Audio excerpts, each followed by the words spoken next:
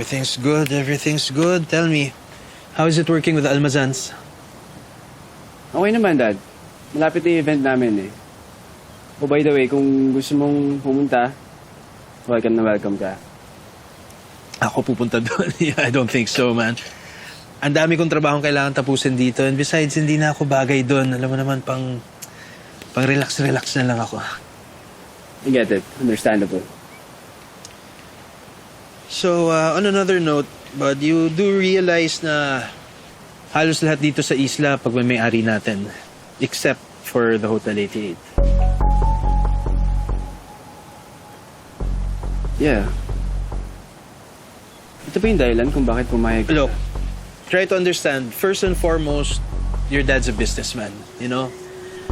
And I will do everything I can in my power to secure our legacy on this island. Pero akala ko ba tutulungan mo lang sila, Dad? Yes. I said it and I will. Don't get me wrong. Of course, tutulong ako. Okay. Pero Dad, hindi nila binibenta ang Hotel 88, ha? Kung yun yung iniisip mo, magkakapatid, o sila Jade, wala silang plano o whatsoever. But they don't have to. You know, they don't have to sell. Kung magkatuluyan kayo ni Jade, edi parang gano'n na rin yun. Beses ka na sinabi sa'yo.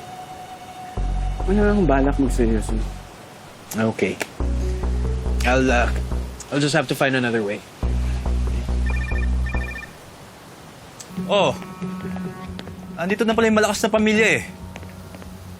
Akala ko, absent ulit kayong lahat. Ba't naman kami absent? Ewan ko.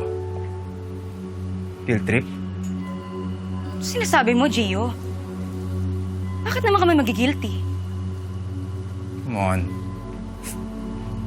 Di mo alam? Di ba ikaw naman yung sinungaling? Ang sabi mo, sa'yo yung hikaw pero hindi naman pala.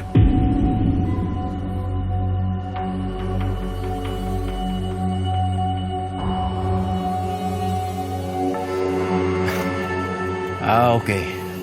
It all makes sense now. Kayo ang nag-report sa police. Oo. Bakit? Mali ba yun? Without asking us first? Malaman ang version namin? Bakit? Para magsinungaling na naman kayo? Bakit ka nga ba nagsinungaling? Ha, Luna? Ano bang tinatago nyo? Takot na takot ba kayo maungkat yung totoo? Hey, watch your mouth, jerk. Shut your mouth, loser! Hindi ko sinabi yung totoo kasi alam ko ganito yung mangyayari. Tsaka ayoko na ding magkagulo. Pero sa ginawa mo, mas lalo pa kami nagduda. Pinoprotektahan lang namin ang pamilya namin. Paano kami? Ha? Hindi ba may karapatan din kami malaman yung totoo? Okay. I understand. Pero ngayon na nag-report kayo sa police. Ano? May nahanap kayo? See? Kahit ilang beses pa kayo mag-report, wala kayong malalaman ng kahit na ano. So simula ngayon, kakalimutan na natin to. We're sorry na hindi nagsabi ng totoo si Luna. Pero sinisigurado ko sa inyo, walang kinalaman si Ma'am o kahit na sino sa amin.